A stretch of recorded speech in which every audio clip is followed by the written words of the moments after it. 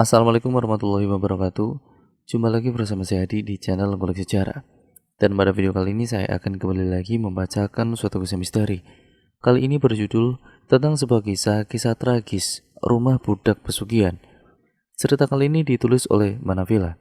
Nantinya kalian juga bisa mengunjungi thread beliau secara langsung ya teman-teman.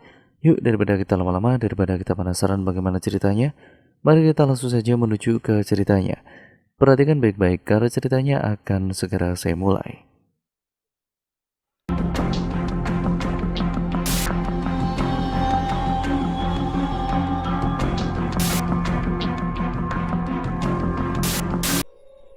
Di sebuah kota tinggallah sebuah keluarga yang cukup harmonis.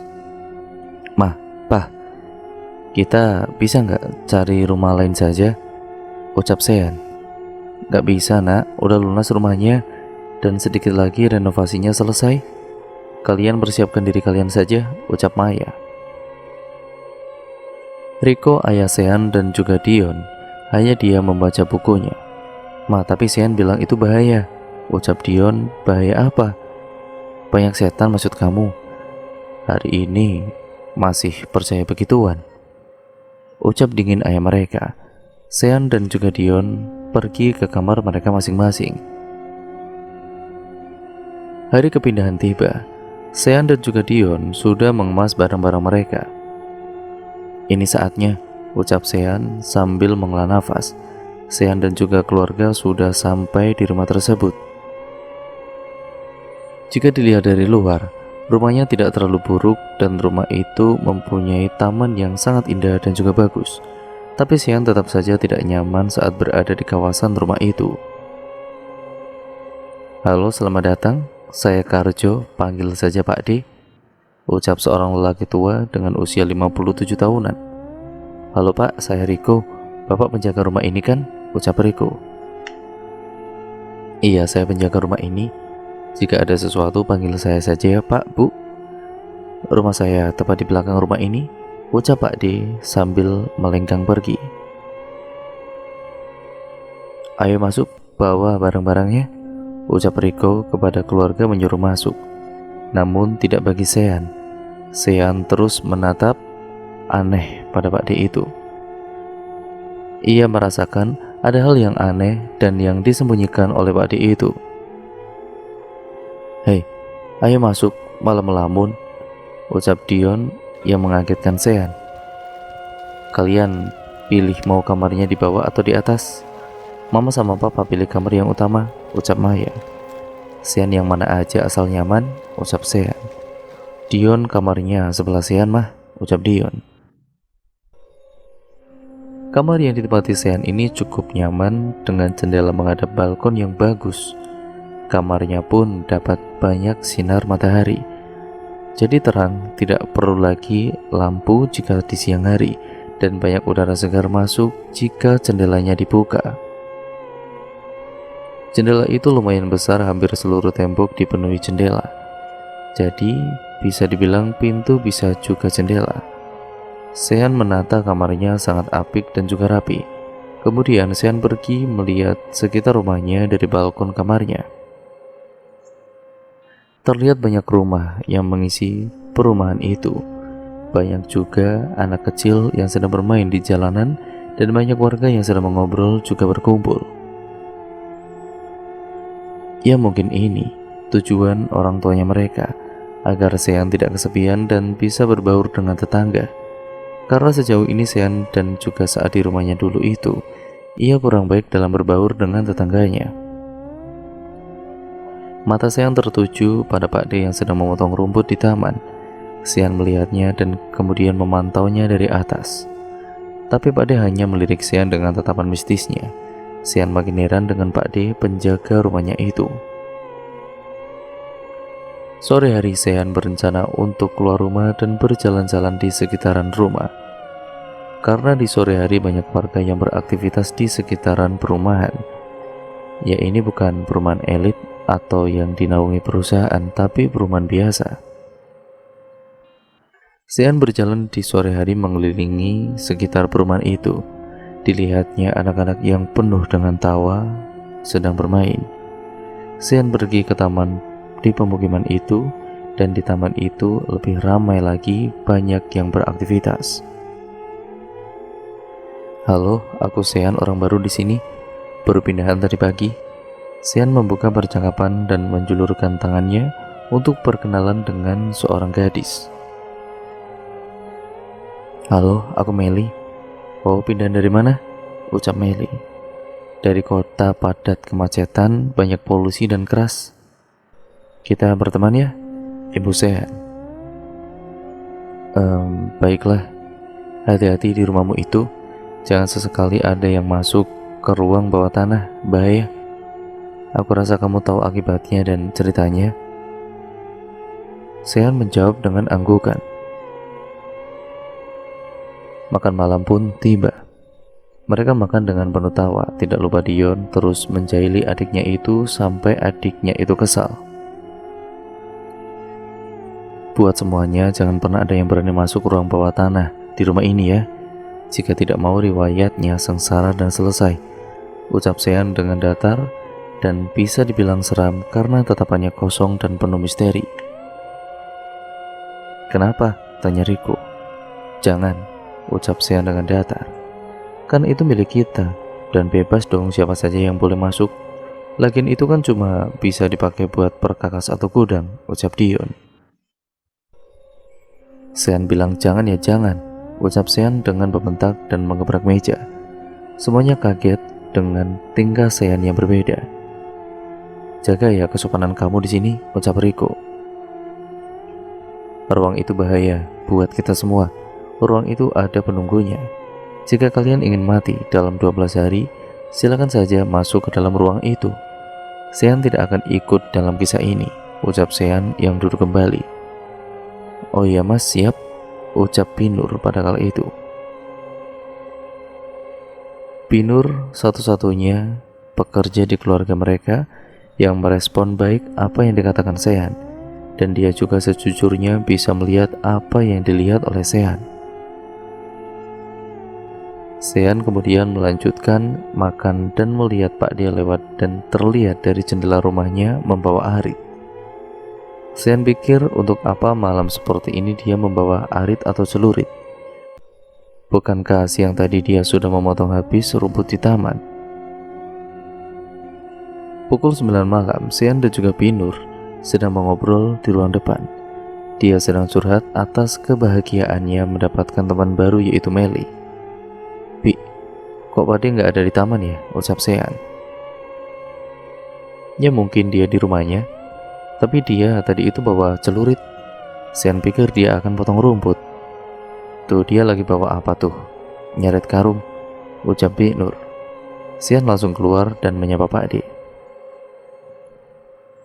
Pak D malam-malam gini bawa apaan? Ucap Sean. Pak D membalasnya dengan senyuman. Ini ubi. Di rumah Pak D istri minta ubi tapi habis, jadi Pak D ambil dari kebun. Ya pikir Pak D kalau ngambil satu kan percuma, jadi ambil aja yang banyak. Mas Sean mau? Ucap Pak D menawarkan ubi pada Sean.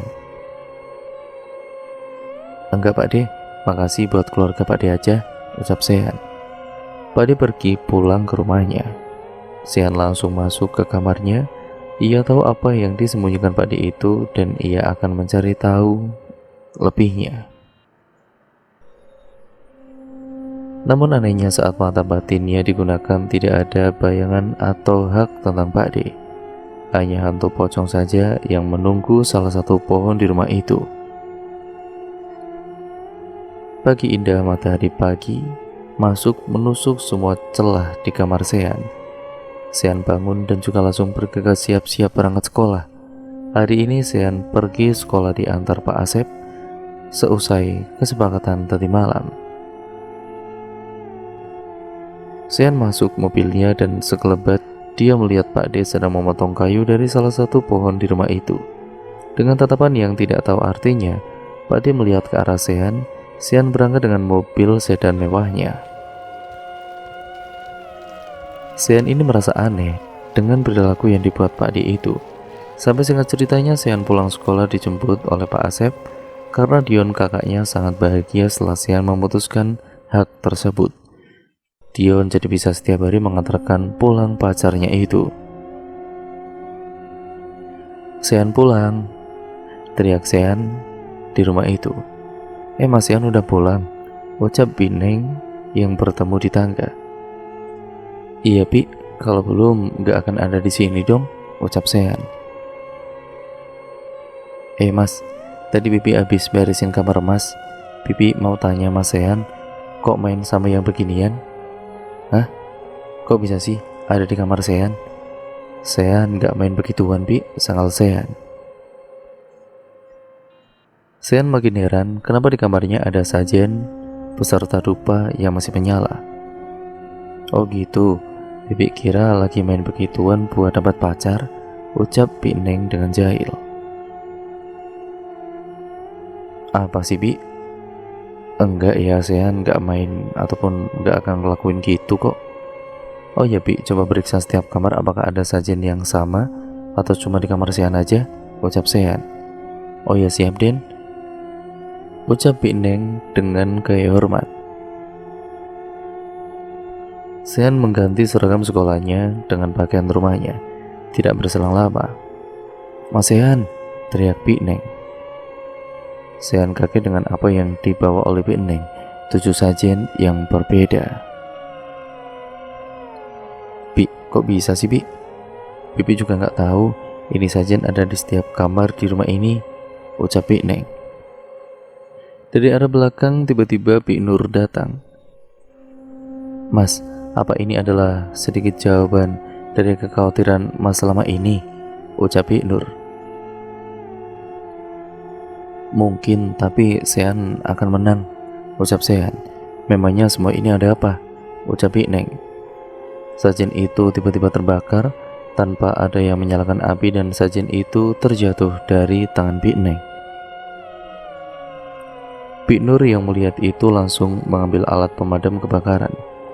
Api sudah padam, Sean dan juga Bi Nur juga Bineng saling bertukar pandangan. Apa arti semua ini? Malam harinya Sean merasa sedikit pusing. Ia tahan dan kemudian menahannya sampai satu gambaran muncul di benaknya. Sebuah kecelakaan terjadi, entah siapa yang mengalaminya. Sean sedang di kamar menatap layar monitor komputernya. Sean sedang mengerjakan tugas makalah dari sekolahnya. Tiba-tiba ia mendengar suara orang seperti menyeret benda. Ia memutuskan mengintipnya dari jendela. Kamar Sean di lantai 2 dan ia bisa melihat siapa saja yang ada di bawah. Sean melihat Pak D sedang membawa karung besar. Ia pikir mungkin dia kehabisan ubi lagi. Sean pun kembali ke tugasnya. Sean merasa aneh, perasaan kemarin ubinya habis dipanen Pak D, kenapa sudah bisa tumbuh lagi secepat ini? Pukul 10 malam, Sean yang sedang tertidur tiba-tiba terbangun karena ia mendengar suara yang keras yang datang dari luar jendelanya. Ia dekati jendela itu dan belum Sean buka gorden jendela itu, ia mendengar orang berkata, "Dia terluka dan cepat jika ingin dia selamat." Sean langsung ingat, kamarnya di lantai 2. Tidak mungkin ada orang manjat ke kamarnya hanya dengan mengatakan itu. Sean langsung keluar dari kamarnya dan pergi ke bawah untuk minum. Rumah begitu sepi, hanya lampu kuning saja yang menerangi. Akan tetapi, tetap saja gelap. Sean berjalan ke dapur, ia menuangkan air ke dalam gelas dan kemudian meneguknya. Gerbek! Suara itu berasal dari saluran ventilasi udara di rumah Sean.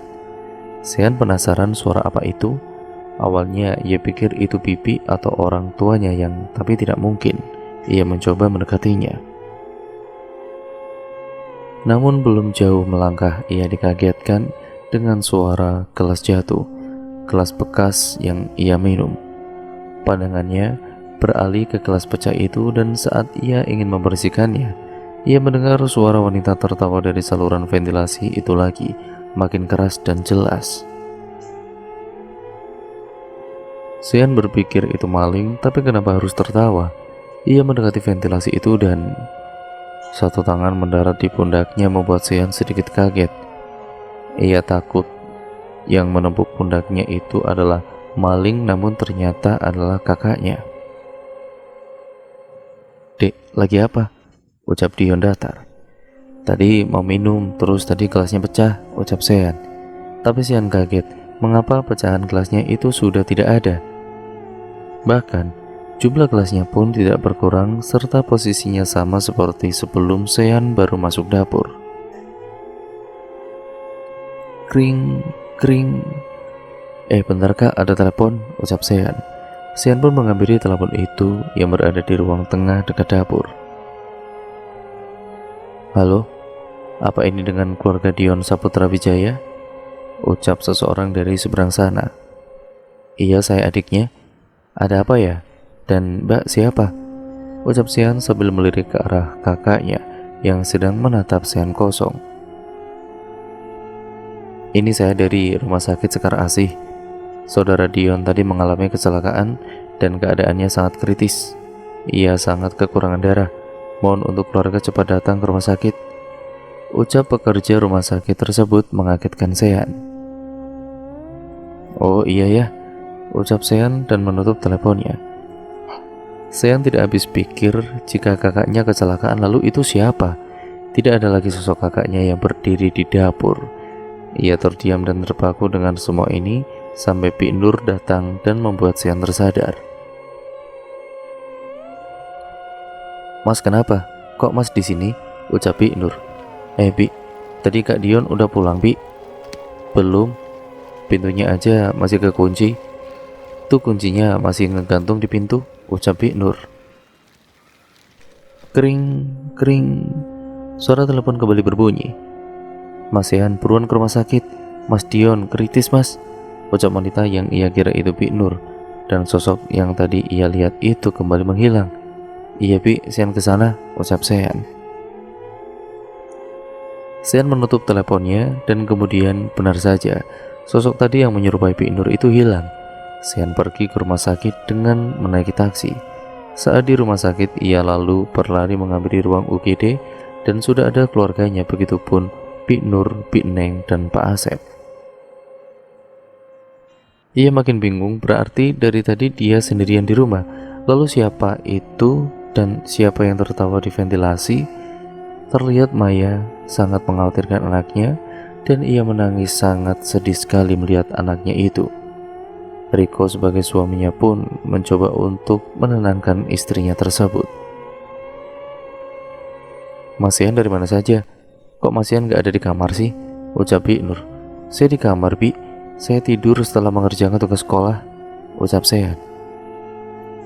"Tapi waktu Bibi mau bangunin kamu buat ngasih kabar ini, kamu gak ada di kamar dan kamu ninggalin kertas ini," ucap Bi Nur sambil memberikan secari kertas dengan tulisan, "Aku akan kembali, jangan khawatirkan aku. Pergilah jumpai dia yang terluka, jangan sampai dia tiada." Sean merasa tidak menulis itu, dan lagi kertas yang ditemukan Bi Nur sudah lusuh oleh kotornya tanah merah. Ia makin bingung, sebenarnya ada apa ini? Siapa yang melakukan ini kepada keluarganya? Siapapun itu, Sean akan membuatnya kesal. 2 hari sudah Dion di rumah sakit dan tepat hari ini Dion diperbolehkan pulang oleh dokter. Keadaannya sudah pulih tapi harus banyak istirahat. "Sean!" teriak Dion dari kamarnya. Sean yang mendengar itu lantas pergi ke kamar kakaknya itu. "Iya, apa kak?" ucap Sean. "Kamu apain kamar kakak ini? Apa ini? Kok ada sajian segala? Apa kamu yang bikin kakak jadi kecelakaan ya?" "Kamu pakai sekte ya?" ucap Dion. "Lagi," ucap Sean penasaran. Ia mendekati sajian tersebut. Ia melihat kolong rajang Dion dan ia kaget. Apa yang ia lihat adalah kepala kambing hitam. "Kak, apa semalam kakak ngerasain sesuatu yang aneh?" "Enggak ada tuh, lagian kamu ngapain?" "Iya, ini apa pakai sajian segala? Kamu mau nyantet?" ucap Dion. "Ini bukan Sean yang lakuin, ada orang lain yang lakuin ini. Beberapa hari yang lalu, di setiap kamar ada sajiannya dan sajian itu diberisikan oleh Bi Neng. Pasti dugaan Sean benar kalau rumah ini itu nggak beres, ucap Sean. Ya terus, gimana sajen ini bisa ada di kamar gue? Siapa yang naruh? Sean belum tahu, tapi Sean bakal cari tahu siapa yang lakuin ini semua, ucap Sean. Pintu kamar Dion terbuka, Bi Neng masuk dengan muka gelisah dan dingin juga pucat. Mas, ibu bunuh diri mas, ucap Bi Neng. Mama, Sean dan juga Dion kaget. Mereka langsung pergi ke kamar Maya, langsung masuk dan mencari mamanya itu. Mereka melihat tubuh terbujur kaku dengan darah di bagian dada dan perutnya. Tidak ada benda yang membuatnya seperti ini. Tidak ada kaca, pisau, benda tajam lainnya ataupun pistol. Mama jangan tinggalin Dion, Ma. Maafin Dion, gak bisa jagain Mama. Tangis histeris Dion pecah. Seketika ruangan itu menjadi ruangan duka. Tapi aneh, Sean hanya berdiri menatap Dion yang memegang jasad ibunya itu. Dia merasa ada yang aneh dengan hal ini. Mengapa ibunya bisa meninggal tanpa ada apapun yang membuatnya tertusuk sampai bermuncuran darah seperti itu? Sean menarik tubuh Dion agar menjauh dari jasad ibunya itu. Itu bukan ibu, ucap Sean datar. Bukan ibu gimana?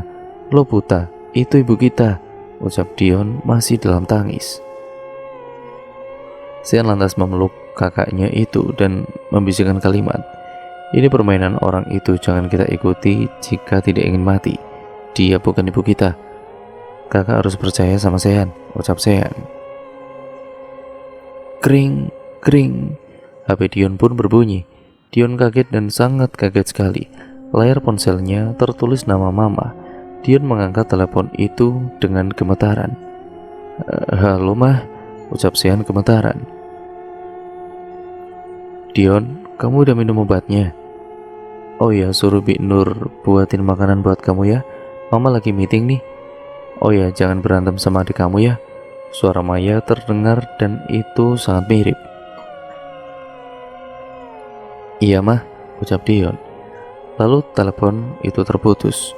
Kemudian Sean dan juga Dion melirik ke jasad yang mereka temui tadi. Dan benar itu bukan ibunya.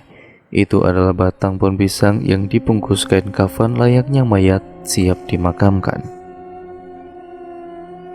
Mereka berdua sangat heran dan sedikit takut akan semua ini. Lalu mereka berlari turun ke bawah dan menghampiri Bi Neng. Bi, maksudnya apa Bi? Maksud mas apa ya? Bibi gak ngerti, tanya Bi Neng. Tadi Bi Neng bilang Mama bunuh diri di kamar dan itu hanya ilusi. Bibi penganut sekte kan? Bibi baru sampai dari pasar mas. Tadi Bibi habis beli bahan-bahan makanan buat makan malam nanti, ucap Bi Neng. Bi Nur di mana? Dia lagi jemur pakaian di belakang. Mas lihat aja, ucap Bi Neng. Oh ya mas, yang mas bilang itu Bibi itu salah. Itu bukan Bibi, mungkin itu jelmaan Bibi. Dia jin yang menyerupai Bibi. Semalam juga Bibi ngalamin itu. Bibi lihat Mas Sean lagi motong-motongin jari kakinya. Tapi pas Bibi tengok lagi, dia hilang dan Bibi coba cek ke kamar Mas dan juga Mas ternyata sedang tidur, ucap Bi Neng. Ini aneh Bi, sejen itu ada lagi dan di kamar Kak Dion. Dan yang paling aneh itu, di bawah ranjang Kak Dion ada kepala kambing hitam. Setelah itu Bi Neng datang dan ngasih tahu Mama bunuh diri, ucap Sean. Mas, apa kita akan mengalami sesuatu? Tanya Bi Neng. Ya gak tahu Bi, kita lihat aja nanti dan jangan lupa berdoa. Nanti Sean bakal cari tahu tentang rumah ini.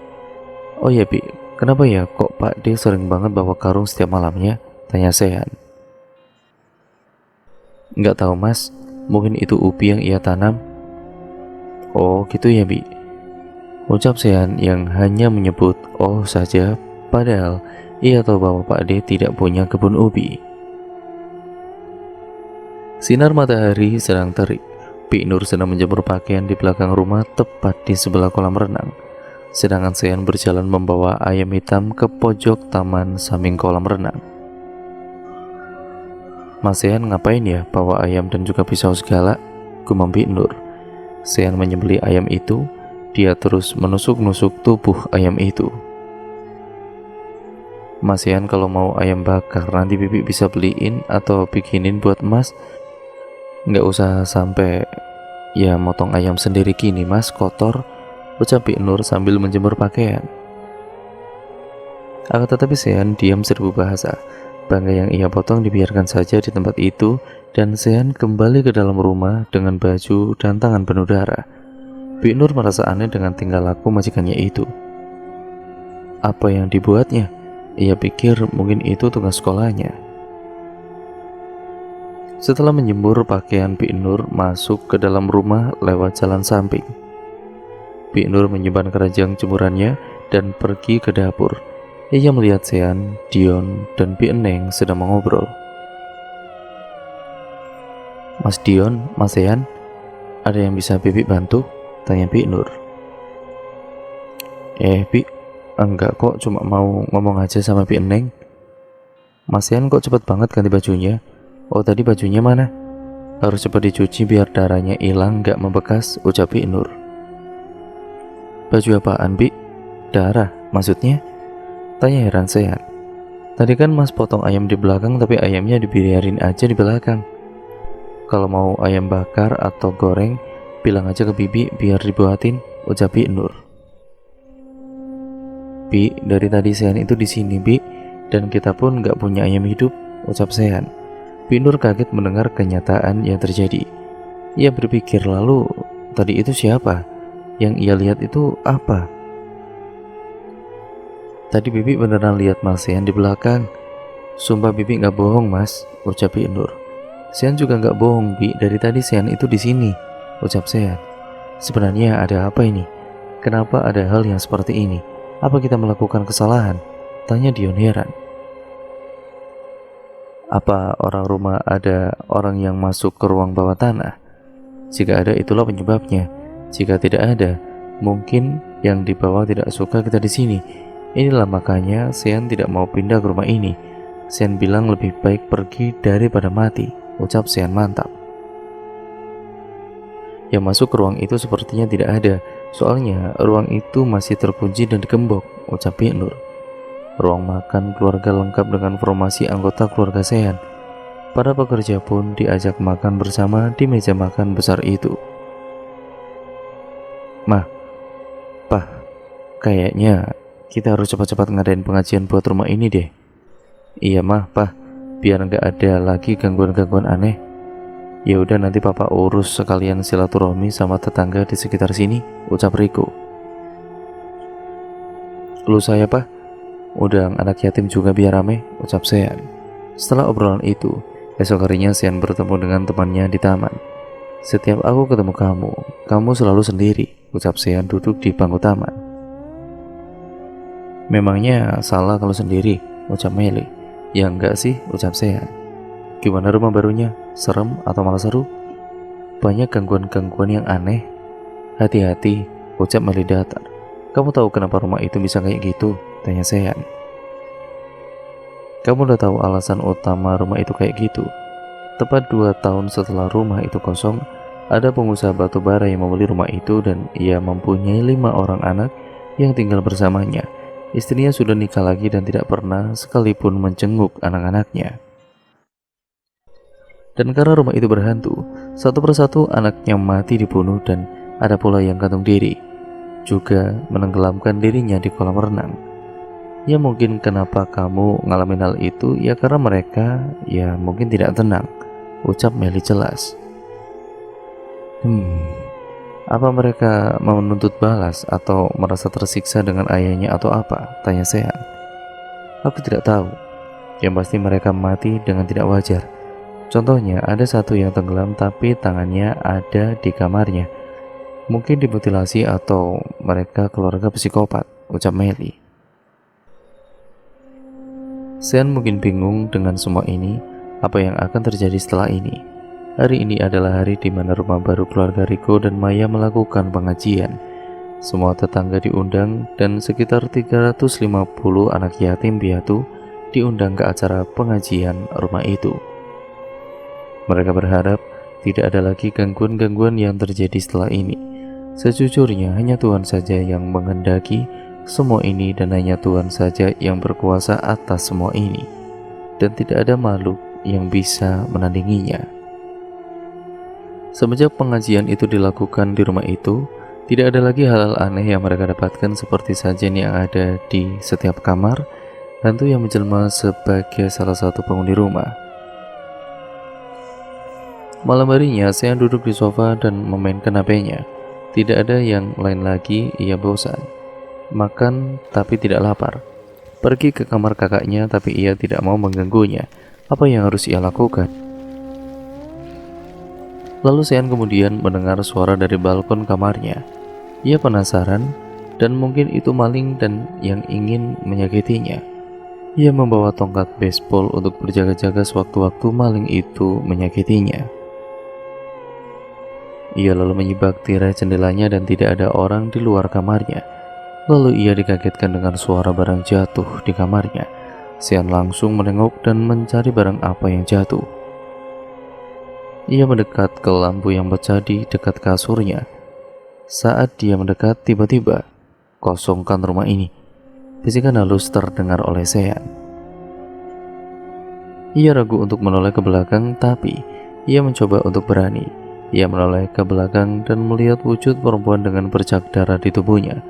Baju yang dipakainya pun sudah koyak dan penampilan yang sangat mengenaskan. "Siapa kamu? Mau apa kamu? Jangan ganggu keluargaku," ucap Sean. Sean kaget dengan apa yang ia lihat. Hantu yang Sean lihat seketika menghilang dan satu benda jatuh tepat setelah hantu itu menghilang. Benda itu berbentuk kertas yang digulung lalu terikat oleh pita warna coklat. Kertasnya sudah lapuk. Benda itu semacam surat yang isinya Sean tidak tahu arti dari kata yang ada di surat itu. Ia tahu siapa yang harus jadi tempat bertanya untuk semua ini.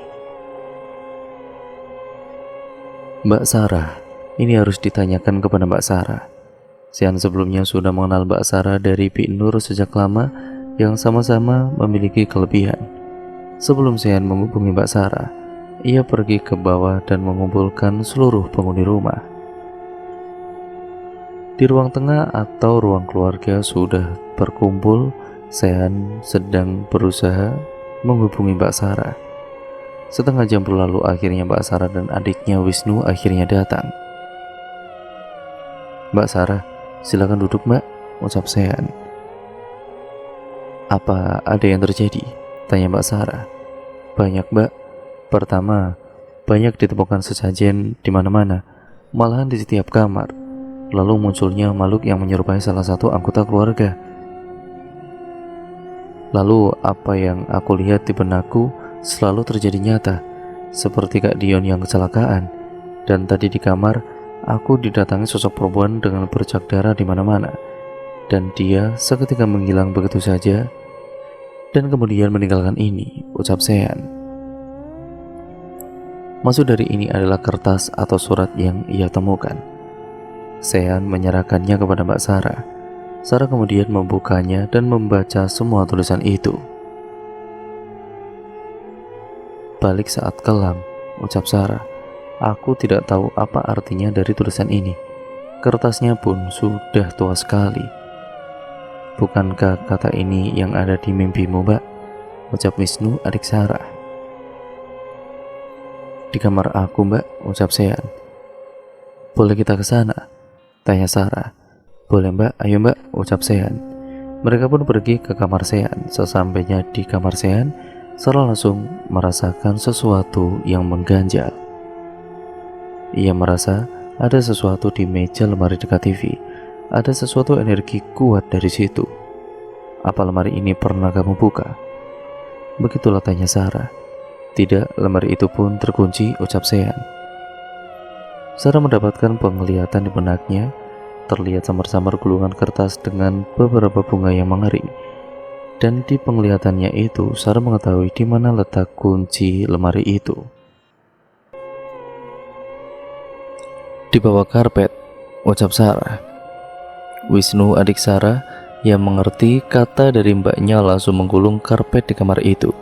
Lalu Sarah meraba-raba Upin di kamar itu karena ada satu Upin yang ia rasa ada sesuatu di sana.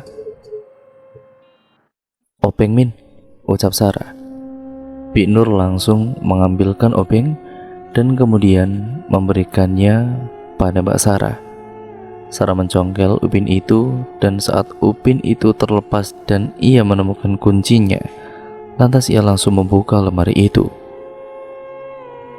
Dan benar saja isinya gulungan kertas dan sajen yang sudah mengering. Sean tiba-tiba kerasukan. Hantu dalam tubuh Sean adalah hantu yang ia temui siang tadi. "Izinkan anak ini untuk melihat ke masa lalu," ucap hantu yang merasuki Sean. "Apa yang akan kau tunjukkan pada anak ini?" ucap Sarah. "Anak ini bisa menyelesaikan semuanya," ucap hantu itu. "Lalu kau ini siapa?"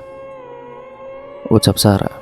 Keluarga Sean dan juga yang lainnya pun akhirnya menjadi khawatir dengan apa yang terjadi.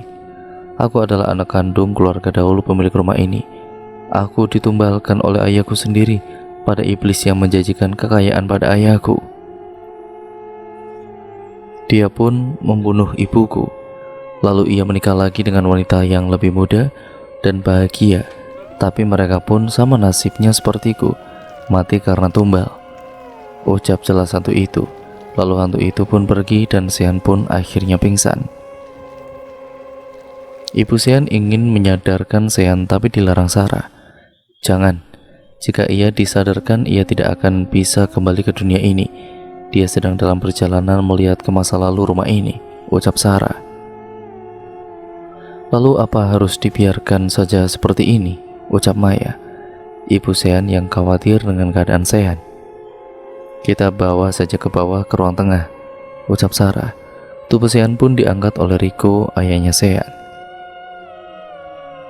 Sean ditempatkan di lantai dengan dikelilingi oleh keluarga dan yang lainnya, sedangkan Sarah sedang memutarkan jarinya di bibir mangkuk yang berisi air. "Sean, apakah kau di sana?" ucap Sarah. Sebenarnya Sean menjawab tapi tidak bisa terdengar siapapun kecuali Sarah. Sean tiba di masa lalu rumah itu. Terlihat seorang anak perempuan yang sedang duduk di kasur sedang menuliskan diarinya. Tiba-tiba datang seorang bapak-bapak. Sean terkejut. Ia mengenal bapak-bapak itu. Bapak itu adalah Pak Karjo. Pak Karjo datang menemui gadis itu. Pak De, ada apa Pak De?" ucap gadis itu. "Pak De cuma disuruh sama ayah kamu buat nemuin kamu," ucap Pak Karjo yang duduk di dekat dengan gadis itu. "Memangnya disuruh apa?" tanya gadis itu. "Membunuhmu," ucap Pak Karjo sembari menyayat leher gadis itu hingga mati. Saat itu datang pula seorang perempuan. Itu adalah ibu dari gadis itu. Dia kaget dengan apa yang ia lihat. Anaknya sudah terbujur kaku dengan bercak darah di tubuhnya dan tempat tidurnya. Ibu itu menangis histeris seakan tidak rela dan tidak percaya dengan apa yang sudah terjadi. Tapi tangis itu berhenti saat darah mengalir dari lehernya yang disayat pula oleh Pak Karjo. Kini di tempat tidur itu ada 2 mayat yang akan dipersembahkan kepada demit sebagai tumbal. Sean mengikuti Pak Karjo yang membawa 2 mayat itu ke gudang bawah tanah.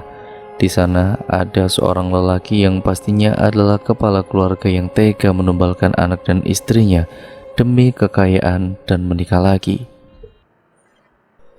Karjo, cepat taruh tubuh itu di atas meja persembahan," ucap lelaki itu. 2 mayat itu ditaruh di atas meja dan ditaburi melati juga kandil di atasnya. Dan lelaki itu duduk sambil membaca mantra, memanggil demit-demit itu. Muncullah demit itu, rupanya sungguh menyeramkan. Tiba-tiba Sean pergi menuju zaman di mana keluarga itu dibunuh dan jadi tumbal. Tragedi yang sangat mengerikan yang Sean lihat. Dan tidak cuma itu, Sean pun pergi ke zamannya saat keluarganya pindah ke rumah itu.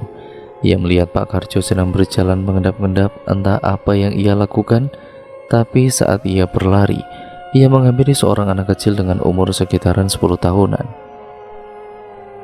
Dan anak itu ia masukkan ke dalam karung besar dan diseret. Karung itu dibawa ke depan ruang bawah tanah, dan kemudian dilakukan ritual persembahan untuk si demit itu. Seketika karung yang tadinya penuh dengan tubuh anak kecil itu menyusut dan juga menyusut. Saat dibuka ternyata hanya tinggal tulang belulang dan baju yang anak itu pakai. Raga dan tubuhnya dihisap habis oleh demit itu. "Sehan, saatnya kau kembali. Sudah cukup," ucap Sarah yang masih memutarkan jarinya di bibir mangkuk. Lalu Wisnu mengambil cairan dari dalam tasnya dan mengoleskannya di mata Sehan yang terpejam dan leher juga tangan dan kaki. 1 menit Sehan tersadar dari perjalanannya. Ia bangun seperti layaknya manusia bangun dari tidurnya. "Apa yang kau lihat?" tanya Sarah. "Karjo adalah orang dalang dari semua ini," ucap Sehan. "Karjo penjaga rumah ini yang tinggal di belakang rumah?" tanya Maya ibu Sehan. "Iya, dia dalang dari semua ini." "Lalu siapa lagi?" tanya Sarah. "Ada 1 anggota keluarga pemilik rumah ini yang masih hidup. Dia perempuan, bernama Wijaya Putri Sukmanto," ucap Sehan. "Wijaya Putri Sukmanto?" ucap Maya. "Apa ibu mengenalnya?" tanya Sehan. "Dia adalah brand ambassador perusahaan ibu," ucap Maya. "Lalu apa yang harus kita lakukan, Mbak?" Sehan kepada Sarah. "Bu, apakah ibu tahu rumah Wijaya?" tanya Sarah ke ibunya Sehan. "Saya tahu, saya akan antar," ucap ibunya Sehan. "Esok kita ke rumahnya." Esok harinya Sarah, Sehan, dan ibu Sehan dan juga Dion pergi ke rumah Mbak Wijaya, anak ketiga yang selamat. Sesampainya di rumah Mbak Wijaya, mereka langsung mengetuk pintu rumahnya dan keluarlah seorang wanita dengan umur 17 tahunan. Bu Maya, ada apa bu? Tumben mampir, ayo masuk," ucap Wijaya dengan ramah. Mereka pun masuk ke dalam rumah dan duduk di ruang tamu dengan disuguhi makanan. "Gini Mbak, saya kesini beserta Mbak Sarah dan juga anak saya. Ada maksud tertentu," ucap ibunya Sehan.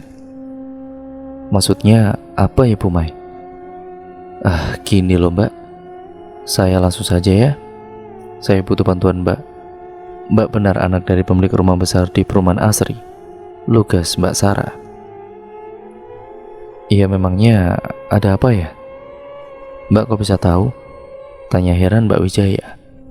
"Jadi Mbak, rumah itu kini ditempati saya dan juga sering ada kejadian aneh yang ada di rumah itu. Sajen di setiap kamar, hantu menyerupai orang, rumah, dan lain-lain. Bahkan, kata Sean anak saya dan juga Mbak Sarah, ada semacam iblis yang ada di ruang bawah tanah yang jika mantranya dilepas, dia akan membunuh setiap keluarga yang tinggal di rumah itu," ucap Mbak Sarah. "Lalu apa yang harus saya lakukan?" ucap Mbak Wijaya. "Apakah ada sesuatu yang ditinggalkan keluargamu di rumah atau dititipkan kepadamu?" tanya Mbak Sarah. "Sebelum ayah mati, dia menitipkan ini pada saya dan suruh saya menjaganya, dan dia tidak mengatakan apapun lagi," ucap Mbak Wijaya sambil mengambil barang yang ia maksud. Dan itu adalah kotak kecil dengan keris kecil dan 1 kertas. Bertuliskan sama seperti bacaan yang ditemukan oleh Sean di kamar. "Sean, bukankah ini yang kamu temukan?" ucap Mbak Sarah. "Iya, ini surat yang sama. Semuanya sama kok," ucap Sean. "Apakah Karjo masih hidup?" "Iya, dia masih hidup. Setiap malam dia menculik anak-anak dan membunuhnya untuk ditumbalkan kepada iblis itu," ucap Sean. "Dia adalah kaki tangan iblis itu. Kalian harus berhati-hati. Dia tahu jika kamu itu mempunyai indera keenam. Sean, saya bilang hati-hati," ucap Wijaya. "Jumat Kliwon kita lakukan semuanya. Kita habisi iblis itu. Jika saja saya lebih cepat datang, mungkin keluarga kamu masih ada. ucap Mbak Sarah dengan sangat menyesal dengan kejadian 7 tahun lalu. Maksud Mbak? Tanya heran Wijaya. Saya itu diminta untuk membantu keluarga kamu, dan ketika dalam perjalanan mobil yang saya dan juga adik saya tumpangi oleng dan menabrak pohon. Tapi tidak parah. Tapi ya akhirnya saya dan juga adik saya bisa sampai rumah itu dan menyelesaikan semuanya. Saat saya tiba hanya tinggal ibu dan kakakmu saja. Ibumu dibunuh, begitu pula kakakmu, ucap Sarah. Wijaya mendengar merasakan kesedihan yang sangat mendalam, dan dia teringat kembali masa kelam itu. Kemudian kita flashback. Di sebuah rumah terdapat keluarga yang sedang ketakutan. Mereka sedang dihantui oleh penunggu rumah itu. "Ayah, aku takut," ucap seorang anak kepada ayahnya. "Tenang nak, kita akan selamat," ucap seorang pria. Keluarga itu mencoba untuk keluar dari rumah itu. Semuanya berhati-hati dalam melangkah. Rasa takut dan juga cemas ada di dalam benak mereka. Mereka takut jika hantu itu muncul di hadapan mereka. Mereka berhasil keluar dari rumah itu dan bertemu penjaga rumah yang bernama Pak Karjo. Lantas mereka meminta bantuan dan menceritakan semuanya. Namun bapak itu hanya diam saja, dan seketika arit atau celurit yang dipegangnya memotong kepala seorang pria, yaitu ayah dari anak-anak itu dan suami dari seorang wanita yang bersamanya. Seorang anak perempuan yang melihat itu lantas pergi dan berlari tanpa sepengetahuan keluarganya. Seorang anak dengan umur 10 tahun pergi dan berhasil keluar dari rumah itu seutuhnya. Ia berlari terus-menerus sampai akhirnya bersembunyi di sebuah masjid di kawasan itu. Keluarga dia, mereka sedang berusaha berlari menghindari Pak Karjo. Berlari, terus berlari.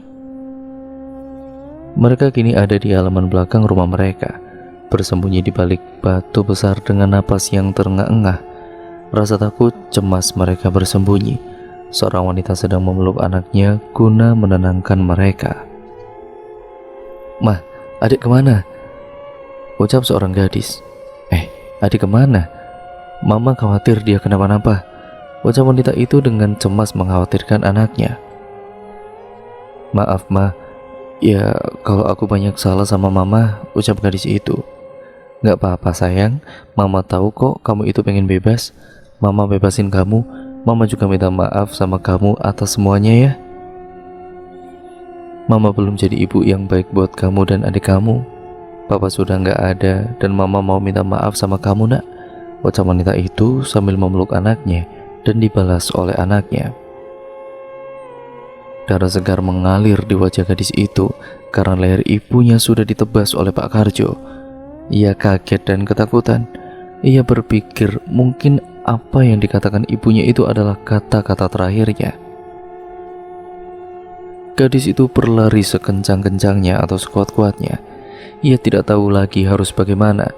Ia mendekati gerbang rumahnya dan mencoba membukanya, akan tetapi gerbang yang tidak dikunci itu tidak bisa dibuka. "Mau lari kemana kamu gadis kecil?" ucap Pak Karjo yang dirasuki hantu perempuan dengan kepala yang berputar-putar dan tatapan yang tajam, juga mata yang hitam, penuh dan juga pekat. "Kau ini sebenarnya siapa? Mengapa kau lakukan ini semua?" tanya gadis itu dengan ketakutan. Kau keluarga pemilik rumah ini, kau tak tahu ayahmu itu yang membuatku jadi seperti ini. Ayahmu yang menyebabkan semuanya ini terjadi. Ayahmu melakukan pesugihan padaku agar kaya dan terpandang menjadi orang. Dan dia berjanji padaku untuk membawakan tumbal seorang anak umur 5 tahun untuk menambah energi dan kekuatanku. Tapi dia lupa dan aku kelaparan. Akhirnya aku menghabisi kalian semua. Ucapannya itu dengan tawanya yang sangat menyeramkan dan membuat bulu kuduk merinding. Gadis itu terlihat kaget dengan apa yang ia dengar. Ternyata semua kekayaan yang ia rasakan ternyata dari sebuah pesugihan. Lalu mengapa Pak Karjo tidak kau bunuh? Tanya gadis itu. Karena dia adalah budakku. Dia rela menjadi budakku karena aku memberinya kekayaan, ucapnya. Gadis itu semakin ketakutan saat Pak Karjo yang dirasuki itu mendekat dengan mengacungkan celuritnya. Habis kalian semua, ucapnya, dan berlari menghampiri gadis itu dan mencoba membunuhnya. Wah, teriak gadis itu dengan penuh ketakutan dengan apa yang ia alami saat itu, dan ia tidak bisa lari lagi karena dia syok dan juga tidak bisa apa-apa lagi. Tapi tidak ada yang terbunuh saat itu karena ada tangan yang menghentikan. Ia adalah paranormal yang sebelumnya dipanggil gadis itu, tapi sayangnya ia telah datang. Kau tidak akan bisa menyakiti siapapun lagi. Hidup dan mati hanya ada di tangan Tuhan. Kau tidak berhak untuk menentukan itu, ucap Sarah. Lepaskan, ucapnya. Wisnu, cepat pakaikan kalung itu, ucap Sarah. Wisnu, adik dari Sarah, langsung memakaikan kalungnya kepada Pak Karjo. Wisnu memberikan barang kepada kakaknya, sebuah barang yang mirip dengan tasbih tapi bukan tasbih. Sarah kemudian mengikatkannya di tangannya sendiri dan dia mengucapkan semacam doa. Alam semesta hanya milik Tuhan, tidak ada makhluk siapapun yang bisa memilikinya, semua kuasa hanya milik Tuhan. Hantu itu pun berhasil lepas dari kalung itu dan berhasil memenggal kepala gadis itu. Gadis itu terjatuh dengan aliran darah dari lehernya. Sarah yang melihat itu benar-benar langsung sigap mengambil tali untuk mengikat hantu itu dan dibacakannya mantra agar ia terkurung dalam ruang bawah tanah rumah tersebut. Hantu itu akhirnya terkurung di ruang bawah tanah itu dan dia berkata, "Aku akan membunuh semua keluarga yang menempati rumah ini," teriak hantu itu. Pak Karjo, dia pingsan. Sarah tidak tahu kalau Pak Karjo adalah budak dari hantu tersebut. Tidak apa-apa Mbak Sarah, saya mengerti, biarlah mereka menanggung akibatnya. Mereka lah yang memulai bersekutu dengan iblis itu dan mendapatkan kekayaan, ucap Wijaya. Yang sabar ya Mbak, ucap Sean. Bu Maya, bisakah Mbak Wijaya menginap di rumah kalian dan izinkan saya pula menginap di rumah kalian untuk berjaga-jaga jika terjadi sesuatu, ucap Mbak Sarah. Baiklah, boleh, ucap Maya. Tapi tanpa sepengetahuan Karjo, dia akan mengenali saya jika saya menampakkan wajahnya, ucap Wijaya.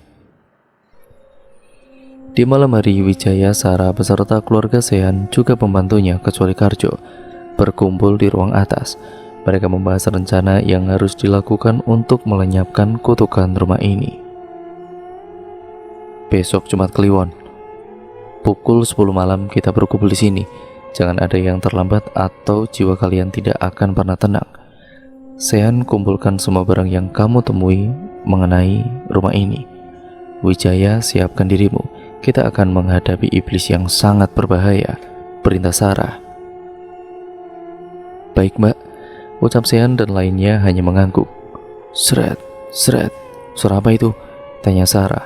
Sean mengajak keluar lalu disusul oleh Sarah.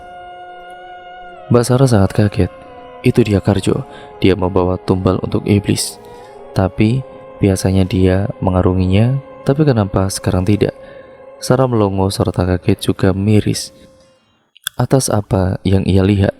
Seorang anak dengan banyak tusukan di badannya dan sebuah pisau menancap di kepalanya. Dia sudah tahu keberadaan kita. Dia sudah tahu apa yang akan kita lakukan. Semuanya berhati-hatilah. Jangan menemui dia mulai sekarang, ucap Sarah. Semua penghuni rumah tertidur lelap kecuali Sean. Dia duduk termenung memikirkan esok hari, apakah ia akan berhasil atau tidak. Dion, seorang kakak yang melihat adiknya cemas, segera menenangkannya. Sean, kamu jangan khawatir. Kita semua akan selamat, semuanya akan baik-baik saja. Kita tidur saja ya, ucap Dion menenangkan Sean. Lalu Sean menjawabnya dengan mengangguk dan memeluk kakaknya itu. Kak, Sean minta maaf ya kak. Sean belum bisa jadi adik yang baik buat kakak. Sean belum mampu bisa menjadi anggota keluarga yang baik, ucap Sean. Jangan ngomong gitu, kamu udah melakukan yang terbaik. Dan bagi kakak, kamu adalah adik terbaik yang kakak miliki. Dan tidak ada siapapun yang berani menyakiti adiknya Dion, ucap Dion. Sean menangis haru. Dia tidak tahu apa yang akan terjadi besok. Makanya dia mengucapkan itu. Tidak mudah menjadi seorang yang mempunyai kelebihan yang tidak dimiliki oleh semua orang. Rasa penat, takut, dan juga cemas selalu saja menghampiri. Terkadang Sean harus merasakan lelah yang sangat berat karena dia selalu menyerap energi dari banyak orang yang dia belum bisa menyaringnya. Makanya, semua jenis energi ia serap, alhasil ia jadi sangat lelah, atau dia terkadang takut dan juga cemas seperti saat ini. Sean beranjak tidur. Dia memungkungi kakaknya yang sudah tidur sedari tadi. Mereka sekamar karena kamarnya Dion dipakai Sarah dan juga Wijaya, sedangkan Wisnu dia tidur di kamar tamu. Saat mata Sean mulai tertutup, muncullah cahaya di depannya. Ia kembali membuka matanya dan ia melihat satu sosok perempuan yang sama dengan yang ia lihat kemarin. Dan makhluk itu mengatakan kepada Sean, "Akan kutunjukkan sesuatu." Sean penasaran, lalu ia mengikuti makhluk itu. Ia keluar kamar dan dia bertemu Mbak Sarah. "Mbak ngapain di sini?" Ada makhluk yang ingin menunjukkan sesuatu sama Mbak. "Kok sama Mbak? Tadi juga ada ke Sean," ucap Sean. "Ya udah, kita cari tahu sama-sama," ucap Sarah. Sean dan juga Sarah mengikuti arah yang makhluk itu tunjukkan, dan itu mengarahkan ke bawah tangga. Mereka heran kenapa bawah tangga dan sebuah lemari. Lalu, tiba-tiba laci lemari itu terbuka dan ada saklar di situ. Sean menekan saklar itu dan tembok pun terbuka. Ternyata ada ruang rahasia di rumah itu. "Mbak Sarah, Sean," ucap Wisnu. "Wisnu, kenapa kamu ada di sini?" ucap Mbak Sarah. Tadi Wisnu terbangun, lalu Wisnu mendengar kalian berbincang di depan kamarku. Wisnu penasaran apa yang kalian lakukan, ucap Wisnu. Mbak dan juga Sean ditunjukkan sesuatu oleh makhluk yang tidak tahu itu siapa, dan dia menunjukkan ruangan ini. "Sean, jangan masuk dulu. Tunggu apa yang makhluk itu katakan, siapa tahu ini berbahaya," ucap Mbak Sarah. "Ruangan ritual kekayaan air suci," ucap Mbak Sarah. "Kenapa Mbak?" tanya Sean. "Ruangan ritual kekayaan dan air suci itu yang makhluk itu katakan kepada Mbak. Di ruangan ini, ruangan ritual yang pemilik dahulu pakai untuk mendapatkan kekayaan, dan air suci itu pasti ada di dalam ruangan ini," ucap Mbak Sarah. "Tapi bagaimana kita mencarinya? Ruangan ini sangat gelap." "Sebentar, aku ambilkan senter," ucap Sean. "Kita masuk, tapi tetap hati-hati ya. Cari air sucinya," ucap Mbak Sarah. "Sean, Mbak menutup komunikasi, jadi mereka akan berkomunikasi lewat kamu," ucap Mbak Sarah. "Baik Mbak." Pemilik rumah ini dahulu sangat berdosa. Dia melakukan ini hanya untuk kekayaan dan melupakan sang pencipta, ucap Sarah. Mbak, ucap Sean. "Kenapa? Katakan saja." "Botol kecil hijau, tutupi kain putih dan diikat tali merah suci," ucap Sean. "Wisnu, cari botol itu," ucap Mbak Sarah. Wisnu mencari botol itu dan mendapatkannya, dan di botol itu tertulis, "Yang jahat akan lenyap dengan kesucian." "Mbak, kita harus bergegas kembali ke kamar," ucap Wisnu. "Iya, hari sudah sangat malam sekali. Kita lanjutkan besok dan beritahu orang rumah tentang ini," ucap Mbak Sarah. Keesokan harinya, saya, Wisnu, dan juga Sean menemukan ini. Dikatakan di botol ini tertulis yang jahat akan lenyap dengan kesucian, ucap Mbak Sarah. "Itu berarti iblis itu akan lenyap jika disiram air suci ini?" tanya Wijaya. "Tidak, Air suci ini harus disiramkan ke benda yang sangat keramat dan bisa membunuh iblis itu. Dan benda itu keris yang ayahmu berikan, ucap Sarah. Lalu bagaimana kita mengalahkannya dengan menggunakan keris? Keris itu akan Mbak mandikan dengan air suci ini. Setelah dimandikan, keris itu mempunyai energi besar yang bisa melawan ilmu jahat dan ilmu hitam, ucap Sarah.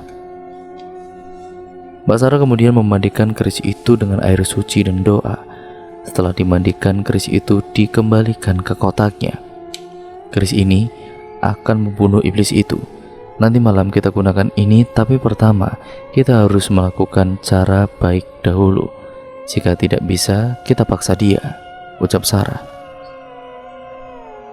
Hanya orang yang berhaklah yang bisa membunuh iblis itu dengan keris ini, dan orang itu kamu, Wijaya. Lanjutnya, lalu apa yang harus aku lakukan dengan keris ini? Tanya Wijaya. Kamu cukup menusukkannya di jantung iblis itu. Iblis itu akan mati dan terbakar karena air sucinya akan sangat cepat bereaksi, ucap Mbak Sarah. Malam telah tiba.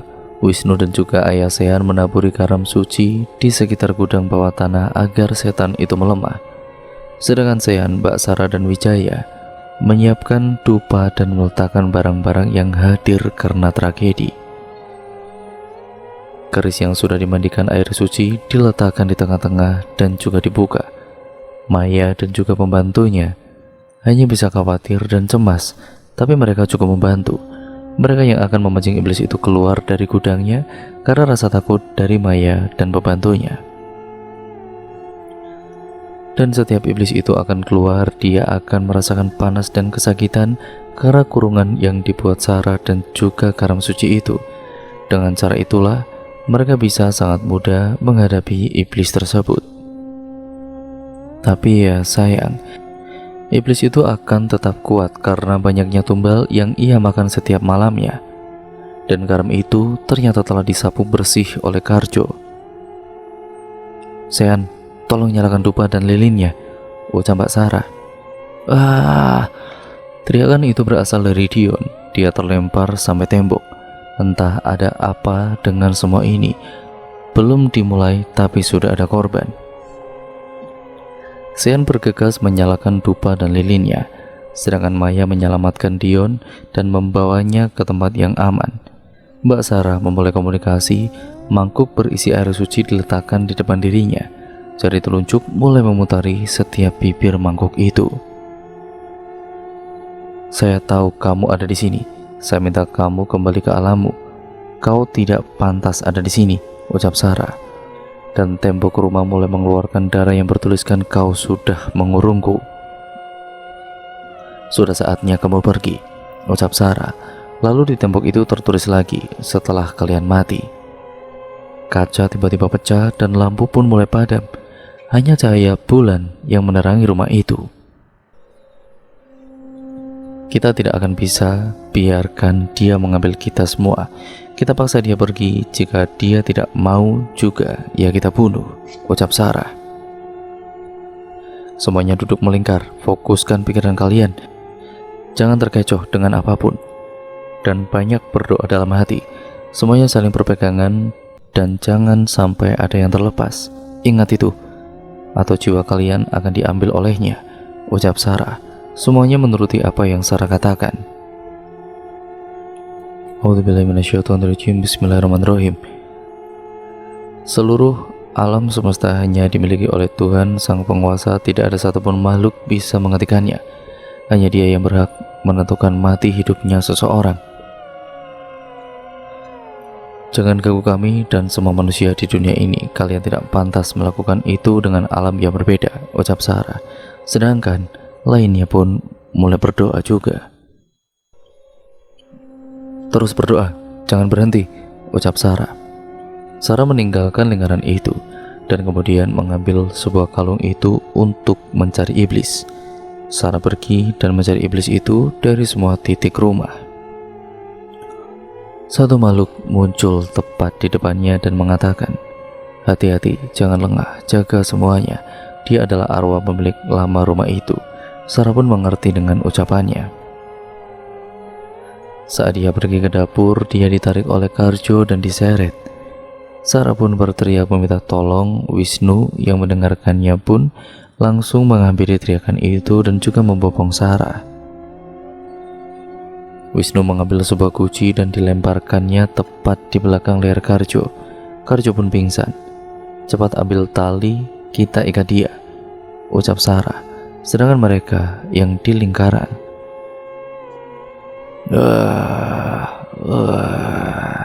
"Ayah, kenapa?" tanya Sean. Ayah Sean menunduk, lalu dia menampakkan wajahnya. Matanya hitam, wajah seram dengan penuh darah, dan itu bukan dirinya. Maya menjerit. "Ayah, sadar ayah. Jangan mau terpengaruh oleh iblis itu," ucap Maya. "Hahaha," ucap iblis yang merasuki tubuh Riko.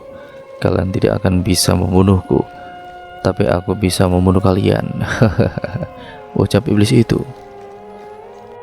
Sarah yang mendengar teriakan Maya langsung bergegas menuju tempat awal mereka melakukan doa. "Pak Riko sudah dirasuki iblis jahat. Dia akan sangat mudah membunuh kita semua. Tapi jangan khawatir, kita bisa mengeluarkannya," ucap Mbak Sarah. "Wisnu, Dion, pegang erat-erat tubuh Pak Riko," ucap Mbak Sarah. "Tidurkan dia di lantai, dan lainnya baca doa jangan berhenti sampai saya perintahkan," ucap Sarah. A'udzubillahi minasyaitonirrajim. Bismillahirrahmanirrahim.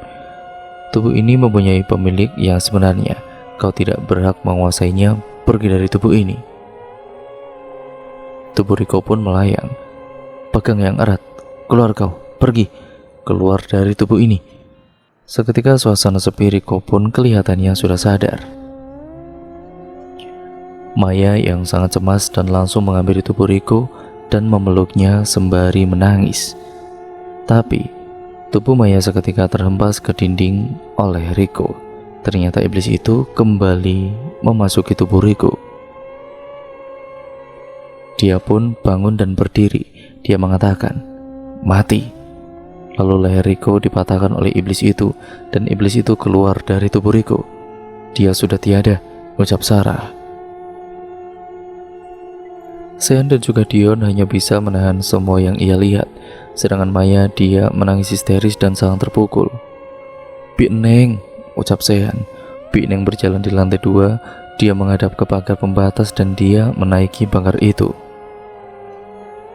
"Wisnu, cepat," ucap Sarah. Wisnu berlari ke atas dan mencoba menghentikan apa yang akan Bi Neng lakukan. Tetapi terlambat. Bi Neng terlanjur loncat dari lantai 2 dan jatuh lalu berlumuran darah. Semuanya yang melihatnya itu benar-benar sangat histeris. "Wijaya, ini saatnya kamu," ucap Mbak Sarah. Wijaya bergegas mengambil keris dan juga Sarah pun berwaspada.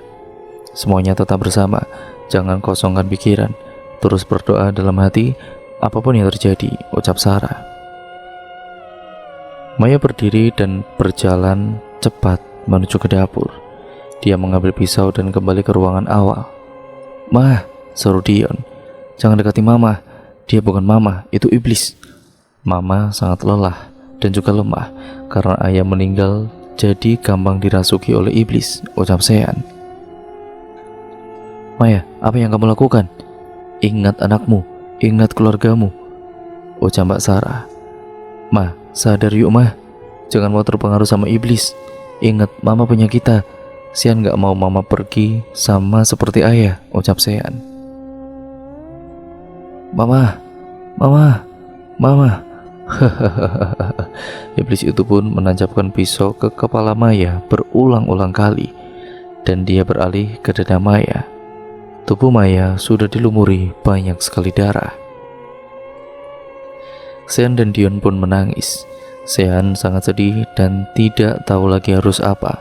Dia menangis. Sarah pun mengambil tindakan. "Jika kau ingin membunuh kami, jangan kamu bunuh dengan cara itu. Keluarkan wujud aslimu," ucap Sarah. Iblis itu pun keluar dari tubuh Maya. Maya tergeletak di lantai dengan darahnya yang terus mengalir dari kepalanya dan dadanya. "Apa? Mau apa kamu?" ucap iblis itu. "Jangan lemah, tetap kuat atau kalian akan seperti ayah dan ibu kalian," ucap Wisnu kepada Sean dan Dion. Kamu tidak pantas berada di dunia ini. Kamu hanyalah iblis yang najis dan hanya pantas berada di neraka jahanam. Tidaklah baik kamu membunuh manusia dan mempengaruhinya, ucap Sarah. Iblis itu berjalan mendekati Sarah. Sarah pun langsung ambil tindakan. Ia menyodorkan kalungnya yang berbentuk seperti tasbih. Iblis itu pun mundur kembali dan kemudian dia berteriak, "Wah!" Kalung itu pun putus dan Mbak Sarah terlempar dan terkapar jatuh di lantai. Hantu itu pun menindihnya di atas. Dia mendekatkan mukanya kepada Mbak Sarah sambil tersenyum. "Kali ini kau tidak akan pernah bisa menghancurkanku," ucap iblis itu. Iblis itu membuka mulutnya dan mengeluarkan lidahnya dan berteriak, "Wah!" Mbak Sarah merasakan kesakitan dan terdiam bisu. Lalu Wisnu yang melihatnya langsung menolong Mbak Sarah. "Mbak, sadar Mbak," ucap Wisnu sambil menghampiri Mbak Sarah. Iblis itu mengetahui keberadaan Wisnu dan kemudian melemparnya ke tembok dan melanjutkan lagi yang dilakukan kepada Sarah. "Dasar kau iblis jahat, lenyap kau dengan kesucian." Dan kemudian jelap, keris itu menancap tepat di punggung hingga tembus ke jantung iblis itu. Iblis itu merasa panas dan kesakitan. Dia terus mengerang kesakitan sampai akhirnya dia lenyap menjadi bayangan semu dan hilang. "Mbak Sarah, sadar Mbak," ucap Wijaya. Mbak Sarah pun kemudian mulai sadar. Setelah itu datanglah ambulans dan pihak kepolisian. Sean dan juga semuanya memberikan keterangan kepada pihak kepolisian dan Pak Karjo pun dihukum mati atas perbuatannya. Malam itu adalah malam yang panjang dan yang tidak bisa dilupakan untuk mereka, ya khususnya bagi Sean dan Dion. Sekarang mereka menjadi anak yatim piatu yang tinggal bersama Bi Nur dan Wijaya. Mereka tinggal di satu rumah. Mereka membangun keluarga yang baru dan kini rumah itu hancur ataupun dihancurkan lebih tepatnya, dan tanahnya itu pun dijual. Sean dan Dion juga keluarga barunya membeli rumah dari uang aset warisan orang tua mereka. Mereka tinggal di sebuah rumah yang tidak terlalu mewah. Sean semakin rajin dengan sekolahnya, begitupun juga Dion. Dia berubah sekali sejak kejadian itu, dan satu hal lagi, dia kembali normal. Dunia ini sudah diatur olehnya. Kita hanya perlu menjalaninya dengan baik, berbuat kebaikan, karena kebaikan akan menular kepada siapapun. Membuat hal yang tidak baik atau sampai dengan menyekutukan Tuhan, itu sangat tidak terpuji dan sangat-sangat jahat. Jadilah orang baik dan juga orang yang berguna, dan juga bermanfaat bagi orang lain. Jangan menyepelekan waktu yang kalian punya. Keluarga yang hangat akan selalu ada dalam kerasnya manusia. Kehangatan yang selalu dirasakan oleh setiap makhluk di dunia ini. Tidak ada kata benci dalam keluarga. Ingat ya teman-teman. Dan cerita pun akhirnya selesai sampai di sini ya teman-teman. Terima kasih untuk kalian semua yang sudah menyimak video kali ini dan cerita kali ini. Bagaimana menurut kalian cerita kali ini? Kalian bisa komen di bawah. Jangan lupa untuk kalian like, komen, dan share sebanyak-banyaknya kepada channel ini ya teman-teman, karena itu membantu channel ini menjadi channel yang jauh lebih baik lagi ke depannya. Dan jangan lupa pula untuk kalian yang belum subscribe channel ini, nyalakan tombol lonceng notifikasinya agar kalian tidak ketinggalan video terbaru selanjutnya dari channel ini. Baik buruknya yang terkandung dalam cerita kali ini, semoga kalian bisa mengambil hikmahnya, nilai-nilai positifnya. Yang negatif ya kalian buang jauh-jauh. Jadikan itu sebagai pembelajaran untuk kita semua agar kita menjadi manusia yang jauh lebih baik lagi ke depannya. Sekian dan terima kasih. Kurang lebihnya mohon maaf, dan untuk kalian yang belum menonton part sebelumnya, saya sarankan untuk kalian menontonnya terlebih dahulu agar mengerti keseluruhan alur ceritanya dari awal. Sekian terima kasih, video ini saya akhiri, kurang lebihnya mohon maaf ya teman-teman apabila banyak salah kata ataupun narasi saya mungkin kurang jelas dalam membacakan cerita kali ini. Wassalamualaikum warahmatullahi wabarakatuh.